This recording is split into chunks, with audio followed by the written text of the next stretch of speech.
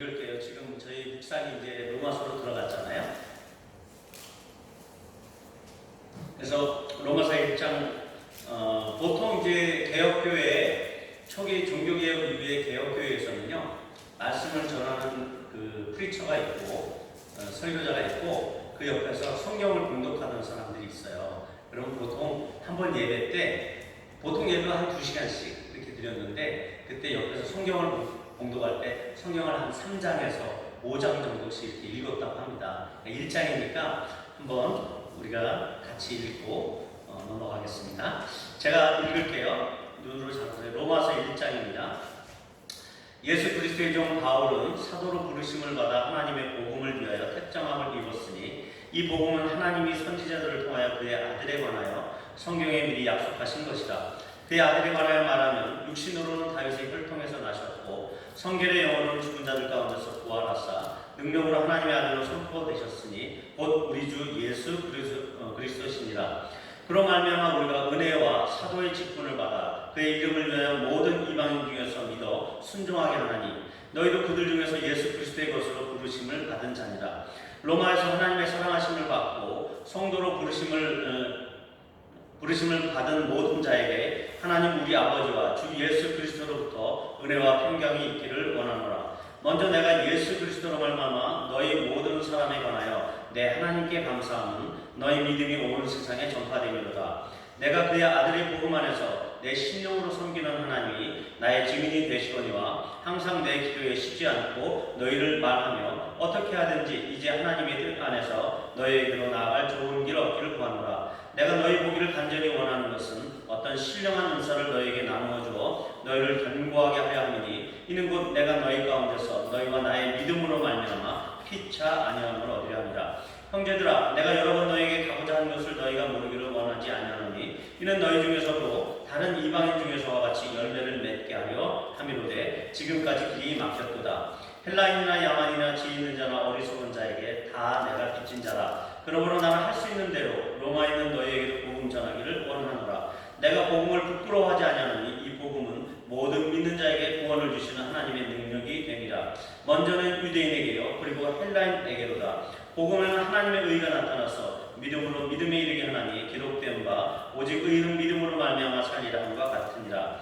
하나님의 진노가 불의로 진리를 막는 사람들의 모든 경건하지 않음과 불의에 대하여 하늘로부터 나타나나니 이는 하나님을 알라는 것이 그들 속에 보임이라. 하나님께서 이를 그들에게 보이셨느니라. 창세로부터 그에 보이지 아니하는 것들 곧 그의 영원하신 능력과 신성이 그가 만드신 만물에 분명히 보여 알려졌나니 그러므로 그들이 핑계하지 못할지니라. 하나님을 알되 하나님을 영화롭게도 아니하며 감사하지도 아니하고 오히려 그 생각이 허망하여지며 미련한 마음이 어두워졌나니 스스로 지혜 있게 하나 어리석게 되어 썩어지지 아니하는 하나님의 영광을 썩어질 사람과 새와 짐승과 기어다니는 동물 모양의 우상으로 바꾸었느니라. 그러므로 하나님께서 그들을 마음의 정욕들을 더러우면 내버려 두사 그들의 몸을 서로 욕되게 하셨으니 이는 그들이 하나님의 진리를 거짓 것으로 바꾸어 피조물을 조물주보다 더 경배하고 섬김이라. 주는 곧 영원히 찬송할 이시로다. 아멘. 이 때문에 하나님께서 그들을 부끄러운 욕심에 내버려 두셨으니 곧 그들의 여자들도 순리대로 쓸 것을 바꾸어 영리로 쓰며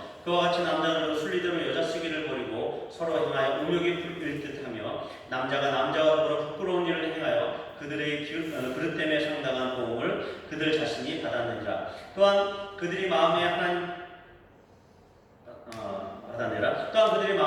되기를 싫어하매 하나님께서 그들을 그 상실한 마음대로 내버려 두사 합당치 못한 일을 하게 하셨으니 곧 모든 불의, 추악, 탐욕, 악의가 가득한 자요 시기, 살인, 분쟁, 사기, 악독이 가득한 자요 수근수근하는 자요 비방하는 자요 하나님께서 미워하는 자요 능욕하는 자요 교만한 자요 자랑하는 자요 악을 도모하는 자요 부모를 거역하는 자요 우매한 자요 배약하는 자요 부정한 자요 무자비한 자라. 그들이 이 같은 일을 행하는 자는 사형에 해당한다고 하나님께서 정하신 걸 알고도 자기들만 행할 뿐 아니라 또한 그런 일을 행하는 자들을 옳다 하느니라. 아멘.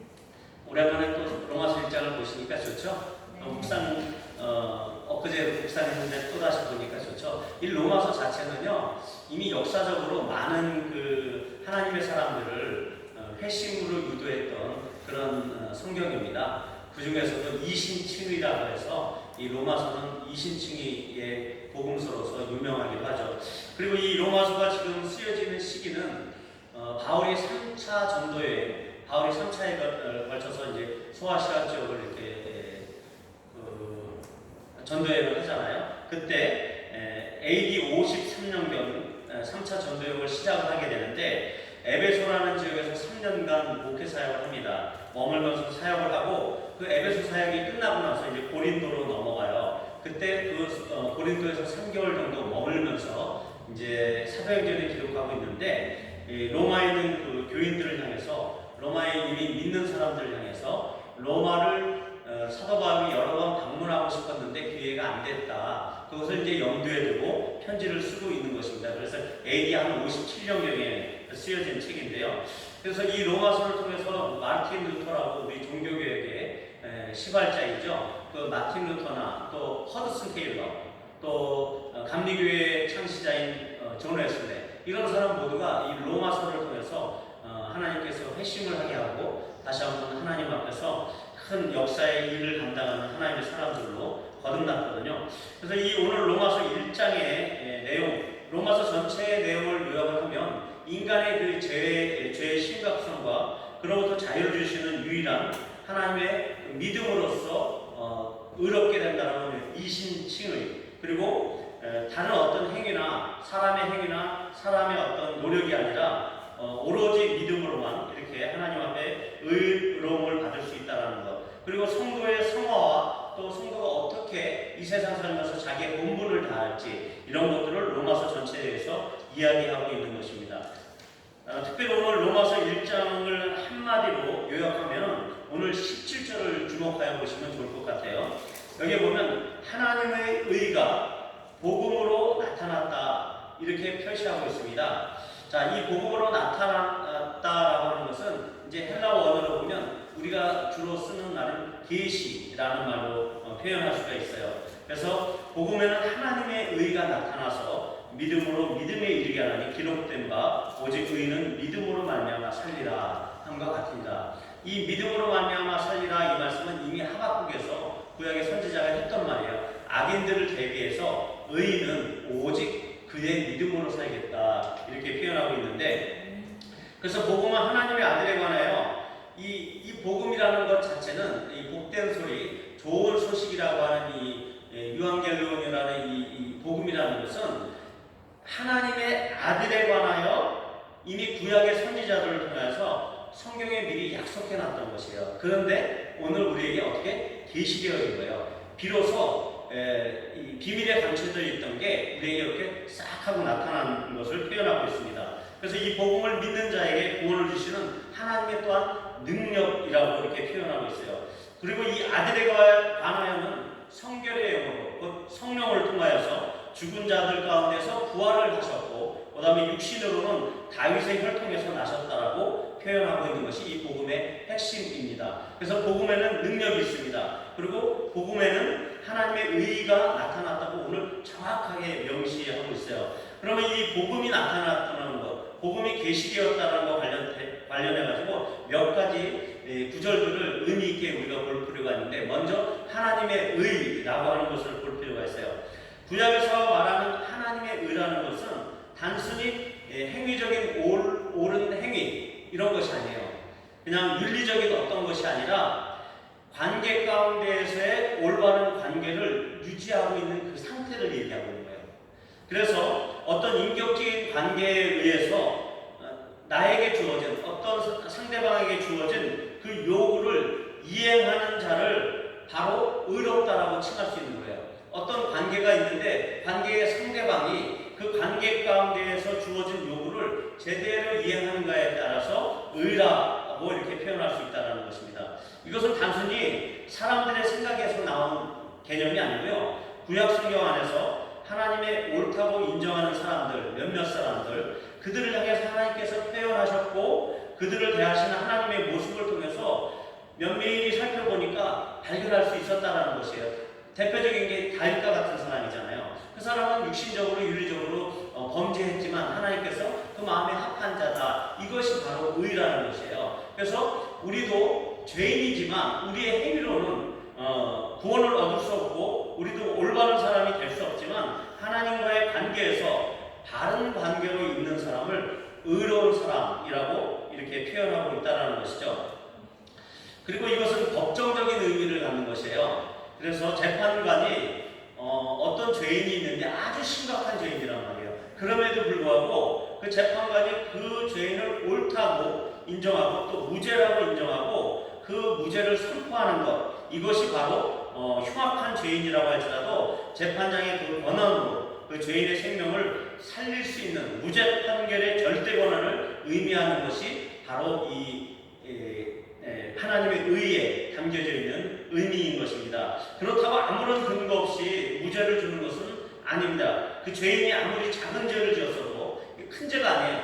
작은 죄를 지었어도 아니면 어떤 큰 죄를 지었어도 마찬가지인데 무죄를 선고할 수 있기 위해서는 법령의 근거가 있어야 된다는 것인데 그것이 바로 이제 공의라는 것입니다. 이 법정 선언을 충족하기 위해서는 법적인 공의를 만족해야 하는데, 그래서 예수님께서 하나님의 공의가 되시는 것이라고 우리가 들어왔던 것입니다. 하나님께서 이 공의가 되시기 때문에 이 예수님의 대신 속죄를 통해서 재판관이신 그 하나님께서 죄인과의 관계에서 우리를 그 심각한 죄 가운데서도 불구하고 우리를 의인으로 불러주신다는 것입니다. 이처럼 우리가 비록 죄인일지라도 주어지는 무죄 판결이야말로 바로 우리의 어떤 의로운 행위로 말미암는 의가 아닌 것을 증거하고 있는 것입니다.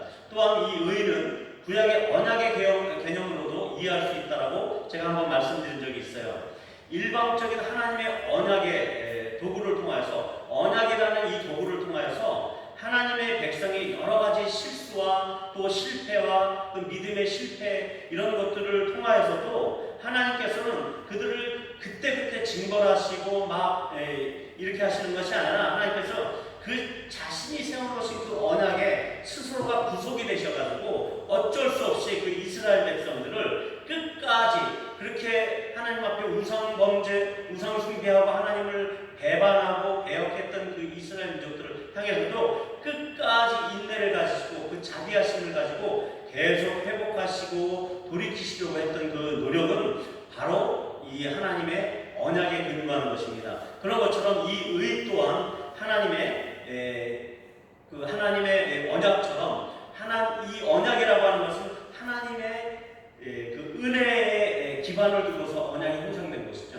하나님께서 우리의 자비와 사랑을 베풀기 위하신 그 은혜, 헤세드, 그거를 통하여서 하나님께서 언약을 우리에게 던져주신 것처럼 우리에게 주어진 하나님의 의라고 하는 것은 그리스도 예수를 통하여서 우리에게 주신 은혜라는 것이죠. 동일한 의미를 갖고 있다는 뜻에서 이 하나님의 의는 언약의 개념으로도 또한 이해할 수 있다는 것입니다. 이것이 우리에게 나타났다는 것입니다. 그래서 이 계시되었다는 것, 구약에서는 미스테리처럼 휘장에 갇혀있는 것처럼 깜깜한 가운데 있는 것이 휘장이 위에서 아래로 쫙 갈라지면서 드디어 역사 가운데 하나님의 아들이신 그 예수 그리스도가 우리 역사의 전면에 드러나시면서 그것을 우리가 이 시대에 하나님의 복음을 받아들임으로 인해서 하나님의 의로운 관계 가운데 들어가게 됐다는 것이죠. 그러니까 이 하나님의 의가 얼마나 놀랍고 감사한 것인지 우리는 다시 한번 되새겨 봐야 하는 것입니다.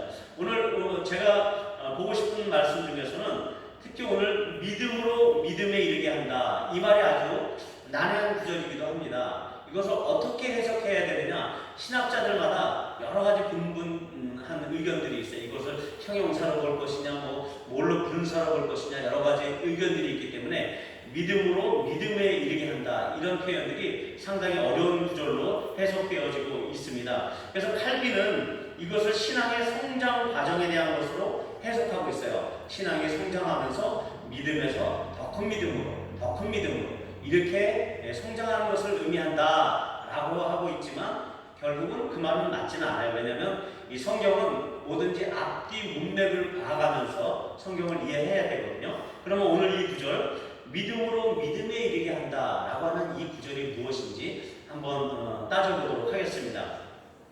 왜냐하면 이것 자체가 우리 신앙생활에 있어서 우리의 믿음을 어느 정도 향상시킬 수 있는 구절이기 때문에 그렇습니다. 자, NIV 성경에서는 이 표현을 처음부터 끝까지 믿음으로 라는 표현을 하고 있어요. 오직 믿음이라는 말이죠.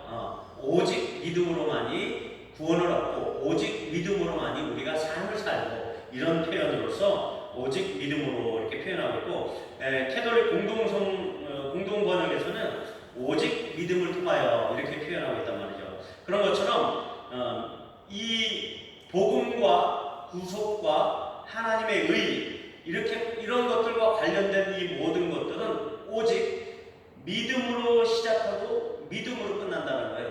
그 안에 어떤 인간의 노력이나 어떤 인간의 의로움이나 이런 것들이 개입되는 게 아니라 하나님께서 부여해 주신 우리 속에 성령을 통해서 우리 속에 심어 놓으신 그 믿음이라는 것 때문에 그 믿음에서 믿음에 이르게 하는 온통 믿음으로 하나님께서 우리를 구속하시고 하나님 나라로 우리를 불러주신다는 것입니다.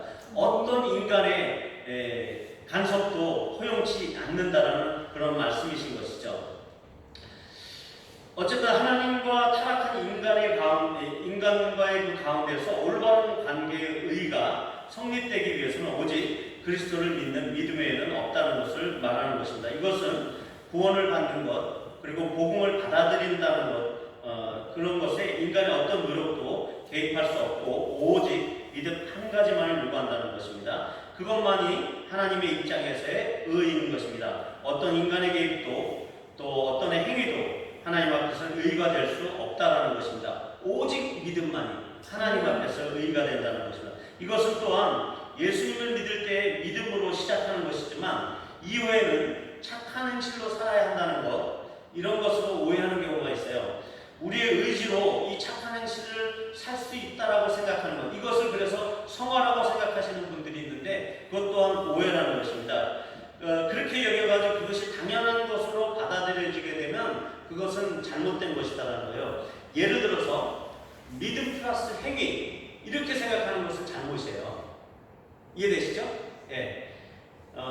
행위가 앞서서는 더욱 안 되겠지만 내가 믿음으로 주님 앞에서 거듭났단 말이에요. 그러면서 우리의 성화의 단계는 우리의 노력이 필요하다라고 행위를 강조하는 그런 그 알미니안주의자들의 얘기들도 있단 말이에요. 또한 믿음 플러스 율법 이렇게 해가지고 이런 공식을 세워놓고서 어떻게 보면 이런 공식을 통해서 처음에는 믿음으로 시작했지만 나중에는 행위나 율법으로 되돌아가는 결과를 초래할 수도 있다는 것입니다. 우리가 분명히 알아야 될 것은 우리의 모든 삶은 믿음으로 시작해서 믿음으로 끝나는 것입니다. 우리의 행위가 아니에요. 성화 자체도 하나님께서 우리를 견인해 가시는 그것으로 우리가 성화를 이루는 것이지 우리의 어떤 행위 때문이 아니다라는 것이죠. 큰 범위안에서 결국 우리는 믿음으로 우리의 삶을 하나님 앞에 아름답게 꾸려나갈 수 있다는 것이죠.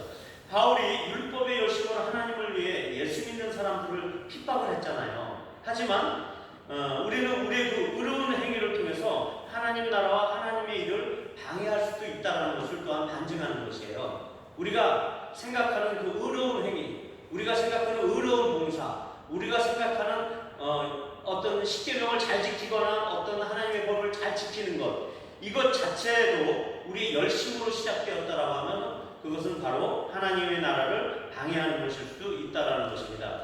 그 구원 얻을 때의 믿음, 살아가면서 하나님만을 전적으로 신뢰하는 여러 가지 갖가지 어려움과 곤란한 일을 당할 때 우리가 하나님께 기도하잖아요. 기도하면서 그 문제를 해결해 주실 것을 또한 믿고 또 그렇게 어려움을 극복하고 살아가는 이런 것들이 믿음으로 사는 것이다. 그리고 그 믿음이 점점 더 견고해지고 더 커져서 좀 더 큰 수준의 믿음으로 올라가는 믿음은 우리가 믿음으로 생각할 수 있지만 역시 이것 안에도 우리의 오류는 있을 수 있다는 것입니다. 나중에 기회 가서 제가 정확하게 구분을 해드리겠지만 우리의 신앙의 성장 단계는 분명하게 있습니다. 하지만 하나님께서 원하시는 믿음의 본질은 무엇인지 우리가 다시 한번 생각을 해보고 넘어가도록 하겠습니다.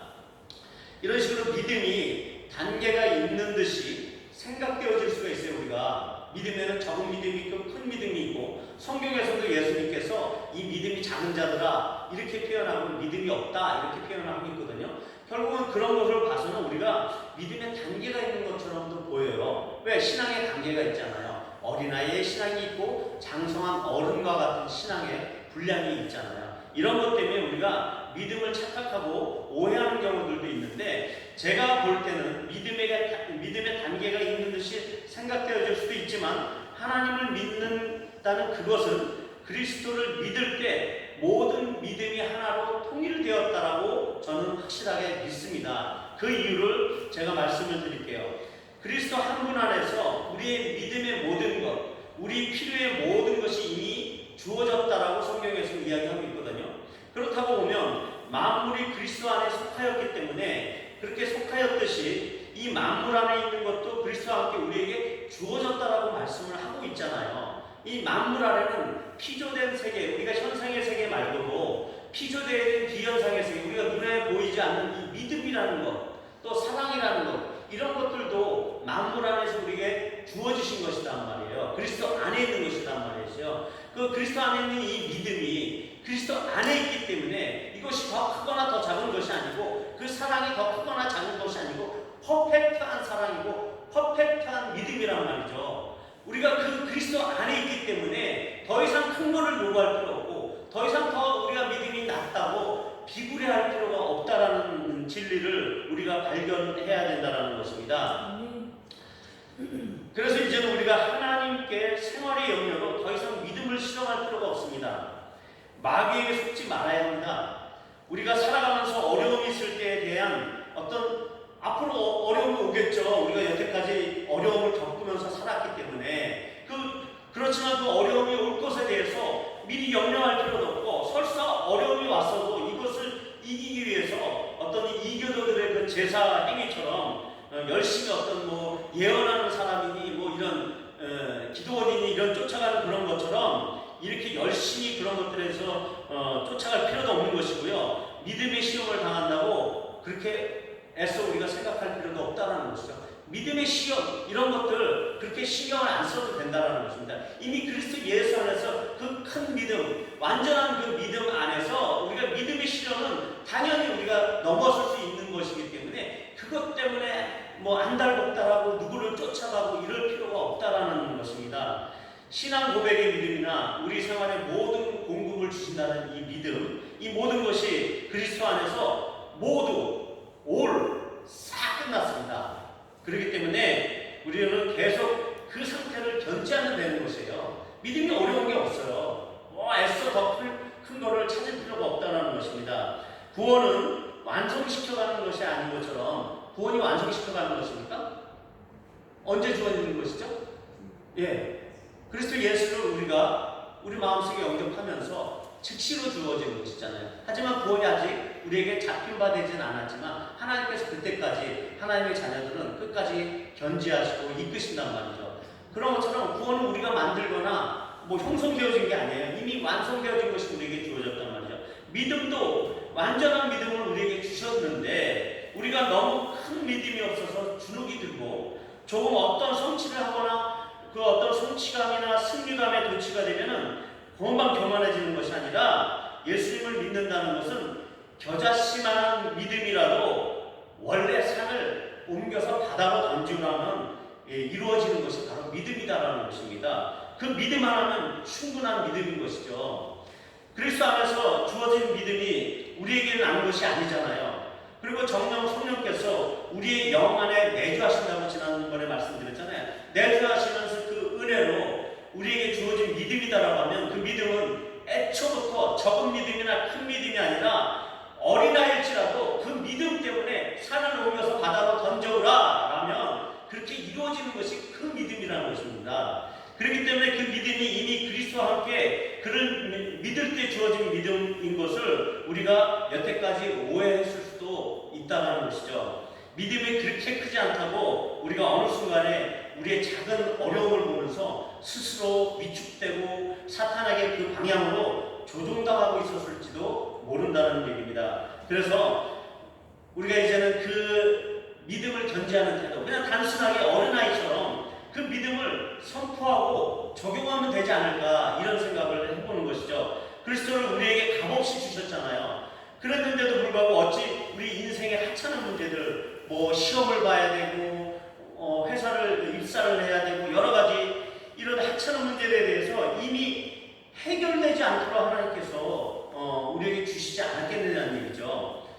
이것이 진짜 믿음입니다. 그저 선포하고 어린아이처럼 단순히 믿어야 되는 그런 믿음입니다. 선포하고 믿음에 따르는 행동을 그저 우리가 순종하면 되는 것이에요. 이 부분에 대해서 뒤에 다시 한번 말씀을 드리겠지만, 그러나 성경에서는 아까 말씀드렸던 믿음이 없다, 아니면 믿음이 적다, 이렇게 책망하는 예수님의 말씀들이 여러 군데 기록되고 있어요. 그리고 실제적으로도 그리스도 안에서 신앙의 초보들이 계속 그 초보적인 신앙만 답습하고 있다라고 히브리서에서 얘기하고 있단 말이죠. 믿음에 있어서 더 성숙하지 못하고 신앙에 있어서 더 성숙하지 못한 사람들이 있다라고 얘기합니다.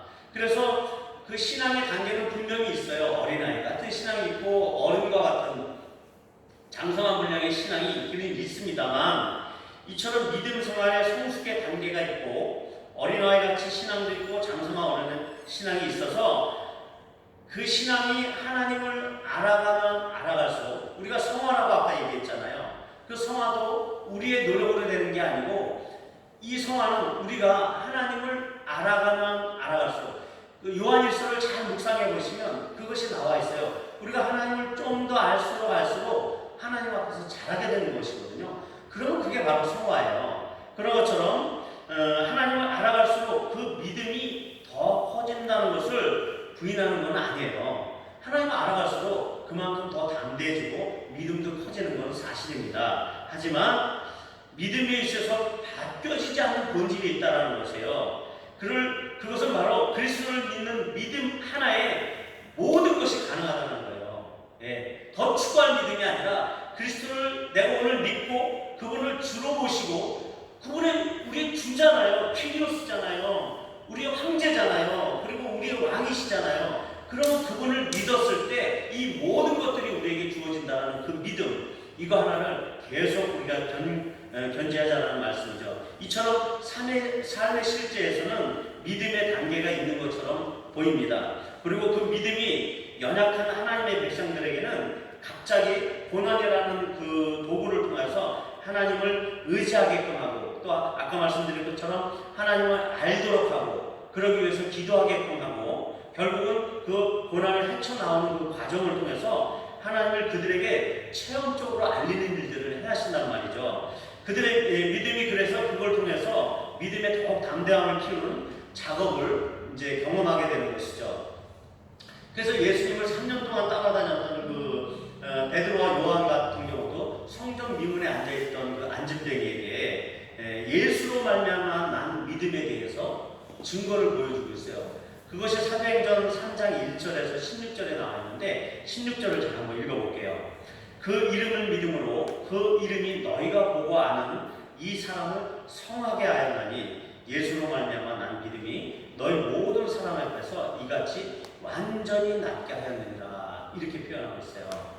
자, 성전 미문에서 구걸하던 사람이 있어요. 근데 그날도 기도하는 때를 맞춰서 제 9시인가요? 그래서 기도 시간에 베드로와 요한이 성전으로 들어가는데 그날도 이 안진뱅이가 구걸을 하고 있단 말이에요. 그러니까 베드로와 요한이 자세히 주목하고 보게 됩니다.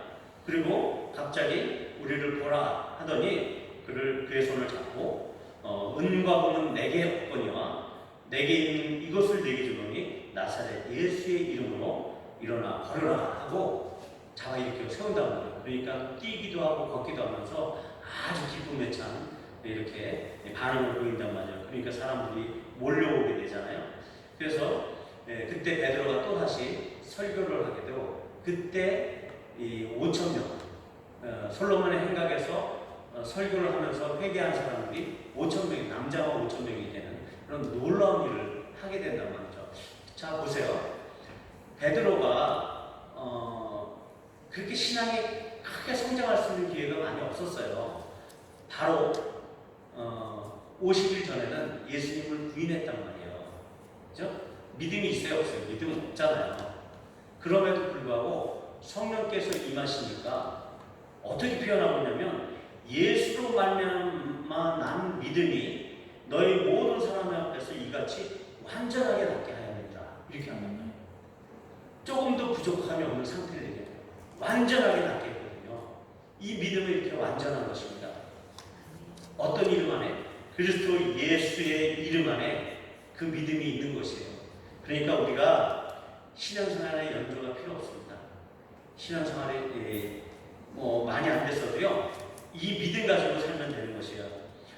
우리가 현실 세계에서 무엇을 얻고자 하면은 우리가 많은 믿음과 기도가 필요하다고들 많이 얘기해요.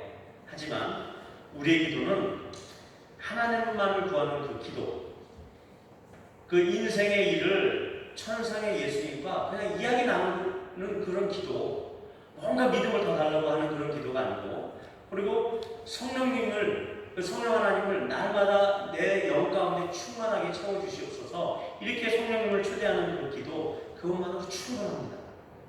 우리가 인생에 갖가지 험난한 문제가 왔을 때 기도 안 할 수 없죠. 당장 왔는데. 물론 그런 기도 하지 말라는 이야기가 아니라, 이 기도의 분량도 이렇게 이 하나님 안에서 완전한 믿음을 신뢰하는 사람이다라고 하면 그것은 이미 하나님께서 다 알고 계신다, 이렇게 생각하시고 하나님만을 더 구하는 기도, 성령님과 예수님과 교제하는 그 기도가 더 우리에게 더 필요하다는 것이죠. 그래서 성경 안에 이런 말은 없어요. 염려 섞인 기도라는 구절은 하나님 나라에서는 그런 말은 없어요. 예, 그런 용어나 그런 구절은 절대 없습니다. 기도는 오로지 주님이 받으시는 우리의 찬양이고 우리의 감사이고 우리의 간구인 것이에요. 염려가 들어갈 틈이 없는 거예요. 염려 때문에 기도하지 마세요. 예, 믿음 안에서는 아주 쓸데없는 기도가 될 수 있는 것입니다. 그 간구가 하나님 나라의 그 나라와 그 이웃을 위한 그 간구여야 되고요. 우리의 능력 밖에 있는 것을 이루지 못할 그 어떤 그런 것들을 위해서 떼쓰고 부르짖는 그런 기도가 아니라, 있어야 할 것을 구하기 전에 알고 계시는 그 하나님을 어렵게 만드는 그런 기도가 아니라 단순히 내가 믿고 선포하고 그냥 잊어버리시면 되는 거예요. 그러다 또 염려가 들어올 때는 또 선포하고 기도하면 되죠. 그죠? 그렇게 조마조마하면서 믿음을 다 달라고 하지 말고 그냥 그리스도 안에 모든 것을 주셨다는 것을 믿으시면 되는 것입니다. 그런 기도는 믿음이 아니라 불안을 해소하기 위해서 이 기도의 신당을 찾아가는 것과 같은 그런 기도는 이제 다시는 하지 마시자고요. 어떤 사람이 중요한 시험을 앞두고 있다고 생각해봐요. 그 시험에 불안해하고 그것에 믿음을 구하는 것이 아니라 그 시험에 떨어져도, 그러니까 그것 때문에 이 시험을 잘 볼 수 있는 믿음을 주시죠. 그런 기도를 하는 것이 아니라 그 시험에 떨어져도 감사하다는 것, 그것이 믿음이에요. 이해되시죠? 우리가 인교도들이 섬기는 그 우상처럼 그렇게 하나님을 대접하면 안 된다는 것이에요. 그 시험에 떨어져도 감사한 것이 믿음이에요. 그리고 붙었으면 담담히 내 실력으로 된 것이 아니라 그것은 주님의 은혜입니다라고 감사하고 찬송을 드리는 것, 이것이 믿음이다라는 것이죠. 그렇기 때문에 자꾸 현세에 없어질 것들 때문에 조바심을 갖는 것을 믿음의 영역으로 대체하거나 오해해서는 안 될 말입니다. 아멘. 마지막으로 능력이라는 단어를 보고 오늘 말씀을 맺겠습니다. 오늘 말씀 중에 예수님의 부활의 능력에 대해서 나오고 있고요. 복음 가운데 나타나는 하나님의 능력이라는 그 말씀을 볼 수가 있는 것입니다. 우리가 복음을 전하는 데에도 마찬가지지만, 그리고 우리가 하나님의 나라를 위해서 우리가 모두 다 하나님 나라의 확장을 위해서 살겠다라고 한 번쯤은 결정했던 사람들이잖아요. 그래서 하나님 나라의 확장을 위한 어떤 사역이나 아니면 그 하나님 나라를 위해서 열심히 공부하는 학생들이나, 그리고 어떤 준비를 하는 경우에 있어서도 우리가 그 성령님만을 구한다면, 지난번에 성령 강의할 때 말씀드렸잖아요. 그 성령님만을 우리가 구한다면, 삼위일체 하나님이신 그 성령 하나님, 그분만을 우리가 구하게 된다라면 성령님 자신 안에 있는 그 능력이시기 때문에, 성령님 자신 안에 그 능력이 있으시기 때문에 그 성령님 자신이 우리에게 임하시면 자연스럽게 능력은 나타난다는 것이죠. 결국은 복음의 능력도 나타날 것이고 우리 사역에 있어서도 능력이 나타날 것이고, 우리가 어떤 일을 하든지 성령님 그분 한 분만을, 하나님 그분 한 분만을 우리가 간절히 찾고 구한다라고 하면 그분이 우리에게 임하시기만 한다면, 오순절날 그분이 임하시고 나니까 이 베드로가 갑자기 변해가지고 3,000명을 회개시키고 5,000명을 회개시키는 그런 일들을 도모하게 된단 말이죠. 이런 것처럼 우리 안에 아무리 적은 능력, 아무리 부족한 준비라고 할지라도 그 성령께서 임하시게 되면 그 성령 자체 안에 있으신 그 능력으로 말미암아, 그 능력이 따로 떨어진 구성 요소라고 하지 않았잖아요. 성령 그분 자체가 우리에게 임하시면 그때는 바로 그분 안에 나오는 그 능력 때문에 우리가 모든 일을 감당할 수 있다는 것이 바로 믿음이라는 것입니다.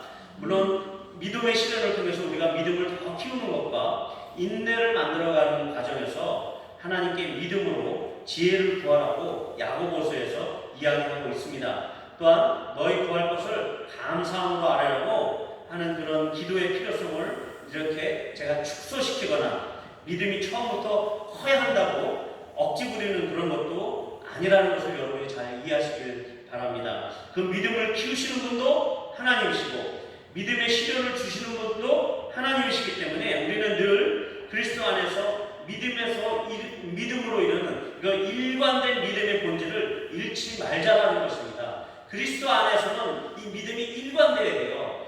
그것이 믿음에서 믿음으로 이르는 그 길이라는 것이죠. 사탄은 이런 자그마한 우리의 사고 가운데 여태까지 장난을 치고 있었을 수도 있던 것입니다.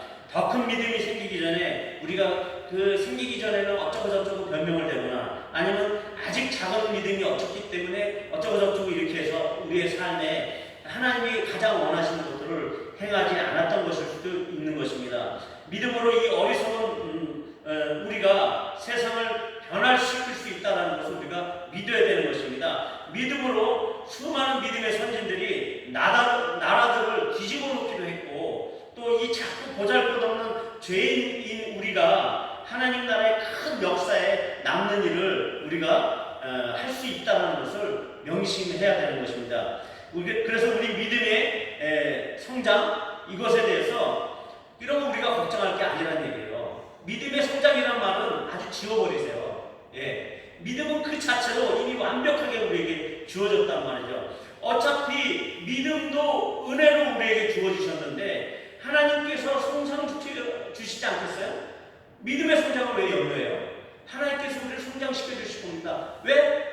하나님 앞에 우리가 거하기만 하면, 하나님 그분을 알아가기만 하면 그것이 성화이고 우리를 성장시키는 도구이기 때문에 믿음의 성장에 대해서 그렇게 신경 안 쓰셔도 돼요. 모든 것이 은혜로 주어지는 것입니다. 그러니까 머무르지 마시고 믿음의 영역을 자꾸 발견만 하시면 되는 거예요. 하나님 앞에 머무르셔야 되겠죠. 우리 현실에 머무를 것이 아니라 하나님 앞에 머무르면서 믿음은 들음에서 나며 들음은 그리스도의 말씀으로 말미암으리라 이렇게 얘기하잖아요. 그럼 그리스도의 말씀을 매일 우리가 묵상하면서 하나님께서 묵상 가운데 들려주시는 그 내면의 음성이나 아니면 하나님의 음성, 이런 것들을 우리가 캐치해가면서 믿음의 영역이 어디입니까? 이렇게 자꾸 물을 것은 필요한 우리의 사역이시죠. 그래서 믿음의 영역을 자꾸 발견할 수 있기를 바랍니다. 그래서 날마다 그 믿음에 따르는 순종, 하나님께서 말씀하시잖아요. 믿음은 꼭 들음에서 나기 때문에 하나님께서 말씀하신단 말이죠. 그 말씀에 따라서 순종하며 걸어가는 것, 이것이 우리에게 남아있는 한 가지 믿음의 행위일 뿐입니다.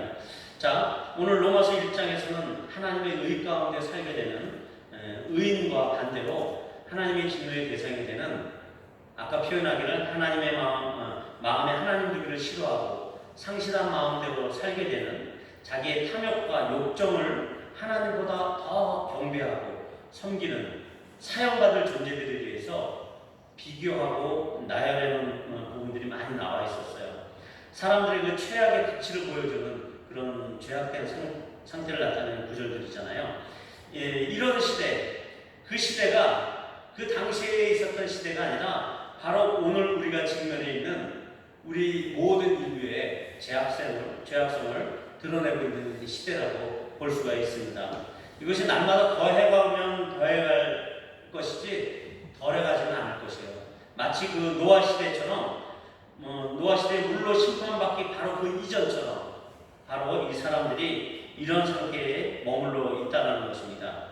노아에 대해서 히브리서에 표현하고 있기를 믿음으로 노아는 아직 보이지 않는 일에 경고하심을 받아 경외함으로 방주를 준비하여 그 집을 구원하였으니 이로 말미암아 세상을 정죄하고 믿음을 따르는 의의 상속자가 되었느니라. 그래서 이렇게 패역한 시대 한 사람 의인 노아는 하나님의 은혜를 입은 자라고 표현하고 있어요. 성경에서 또한 하나님과 동행하였다라고 기록하고 있습니다. 그리고 그는 방주를 준비한 것으로 그의 믿음을 증거했어요. 이미 그는 의인으로서 하나님께서 인정을 했고 방주를 지은 것은 의인임에도 불구하고 하나님의 음성을 듣고 그렇게 순종하였던 것, 그걸 통해서 믿음을 증거했다 이렇게 표현하고 있을 뿐입니다. 그래서 이 방주를 지은 곳은 바로 그리스도의 말씀 때문에 그런 것이거든요. 그리고 그가 그 집을 구원하였고 이것은 곧 교회를 이야기할 수도 있습니다. 어쨌든 이 교회인 우리가 노아 같은 존재로서 정말 하나님께서 말씀하시는 그 말씀의 순종함으로 인해서 온 교회를 구원하고 우리의 집을 구원할 뿐만 아니라 온 교회를 구원하고 세상을 정죄하고 이렇게 그 역할을 우리가 할 수 있다는 것이죠. 그 믿음을 우리가 견지하여서 정말 이 세상 살아가는 동안에 하나님의 경고의 말씀이 또 하나 있거든요. 누가복음 18장 8절에 보니까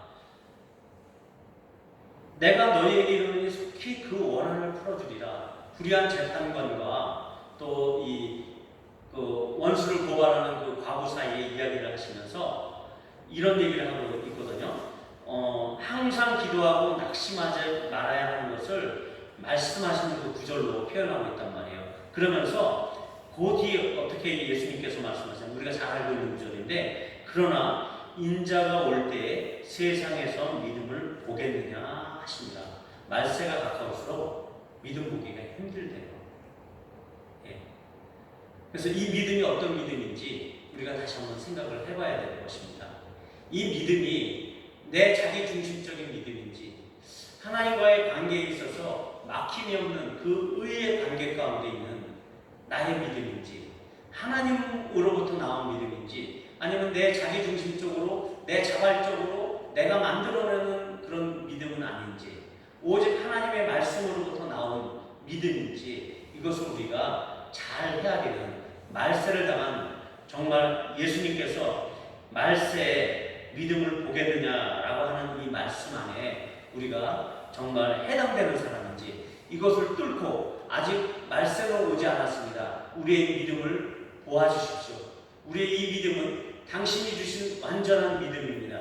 이 완전한 믿음 안에서 내가 늘 거하겠고 이 믿음을 유지하는 것 가운데 주의 말씀을 늘 묵상하면서 주님만을 경청하고 주님만을 경외하겠습니다. 라고 하는 이러한 신앙을 끝까지 견지하는 저와 여러분이 됐으면 좋겠습니다.